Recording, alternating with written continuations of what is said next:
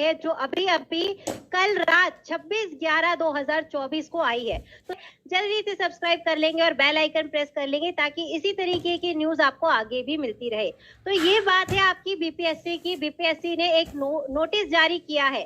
तो आज हम इस न्यूज में ये समझने वाले हैं कि टीआरई 1 और टीआरई 2 में जो बच्चे पास हुए हैं उनकी नौकरी पर क्या खतरा आने वाला है, उनकी नौकरी रहेगी या जाने वाली है, और टीआरई 3 और टीआरई 4 के बच्चों को किन चीजों पर ध्यान देना है, ये सारी चीजें आज की न्यूज में हम समझने वाले हैं। न्यूज आपके लिए इंपॉर्टेंट रहने वाली है, तो जल्दी से इसे लाइक और शेयर कर देंगे। तो न्यूज ऐसी है कि जो टीआरई 1 और टीआरई 2 के जो अध्यापक हेतु जो बच्चे ने आवेदन किया था, अगर उसने सीटेट और बीएस टेट की परीक्षा में 60% अंक लाए हैं, 60% का मतलब हो गया आपका 90 अंक। अगर वो 90 अंक लेकर आता है और वो दूसरे राज्य से बिलोंग करता है, तब तो उसकी नौकरी सेफ है।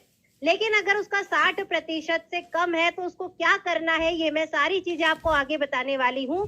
तो जो बच्चा बिहार से बाहर का है उसको तो सीटेट और बीएस टेट में 60% अंक लाना है, लेकिन जो बिहार राज्य का है उसमें अलग अलग कैटेगरी के लिए मार्क्स दिए गए हैं। तो आपको याद रखना है कि जो अनारक्षित कोटि है, यानी कि जो ओपन कैटेगरी वाले हैं और जो बिहार में ही रहते हैं, बिहार स्टेट के हैं, तो उनके लिए 60% अंक है।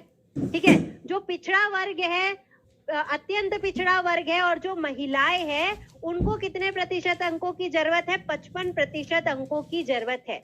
उसके बाद जो अनुजनजाति है और निशक्त अभ्यर्थी है, उसको भी कितने की जरूरत है? 50% अंकों की जरूरत है। तो अगर आप ये क्राइटेरिया में बैठते हैं, क्राइटेरिया क्या है कि अगर आप बिहार से बाहर के तो आपको 60% अंक चाहिए, बिहार के अंदर है तो अलग अलग कैटेगरीज के लिए मार्क्स डिसाइड किए गए हैं। अगर आप ये वाली कैटेगरी के अंदर आते हैं, यानी कि आपकी नौकरी तो सेफ है। टीआरई 1 और टीआरई 2 में जो नौकरी कर रहे हैं उनकी नौकरी पर कोई भी खतरा नहीं है। लेकिन एक बीच में न्यूज आई थी विकलांग लोगों के ऊपर, तो विकलांग लोगों ने फेक, या मैं बोल सकती हूँ जो विकलांग नहीं है उन्होंने भी फेक प्रमाण पत्र बनाकर नौकरी हासिल की है, तो उसके ऊपर भी कार्यवाही होने वाली है। ठीक है। अब बात करते हैं कि जो बच्चे ये क्राइटेरिया में नहीं आते, यानी कि जिनका 60% अंक नहीं है, जो बिहार के अंदर के हैं, बिहार के बाहर के हैं, तो उनके ऊपर ये आपको नोटिस जारी किया गया है कि उनको क्या करना है।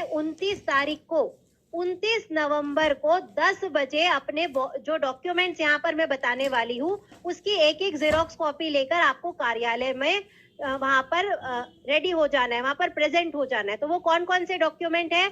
आपका शैक्षणिक और प्रशैक्षणिक प्रमाण पत्र, साथ ही साथ जाति प्रमाण पत्र, आवासीय प्रमाण पत्र और आधार कार्ड, इन सारे की आपको एक जेरोक्स कॉपी निकालना है और कार्यालय पर उपस्थित हो जाना है 10 बजे 29 तारीख को।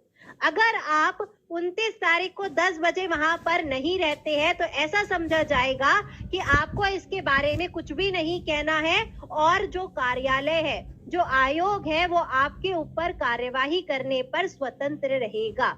यानी कि आपकी नौकरी एकदम ज्यादा खतरे में है। तो जो बच्चे इसे देख रहे हैं, जो टीआरई 3 और टीआरई 4 के भी बच्चे हैं, उन्हें ये सारी चीजों का ध्यान रखना है और वो जान सकते हैं कि उनका एलिजिबिलिटी क्राइटेरिया क्या रहेगा। अगर जो टीआरई 4 के बच्चों की मैं बात करूं, अगर उनका सीटेट में 90 अंक नहीं आया है, 60% अंक नहीं आया, तो उनका फॉर्म भरने का कोई मतलब ही नहीं है। तो ये सारी बात को आपको ध्यान में रखना है और उसके बाद अपने फॉर्म फिलअप करना है।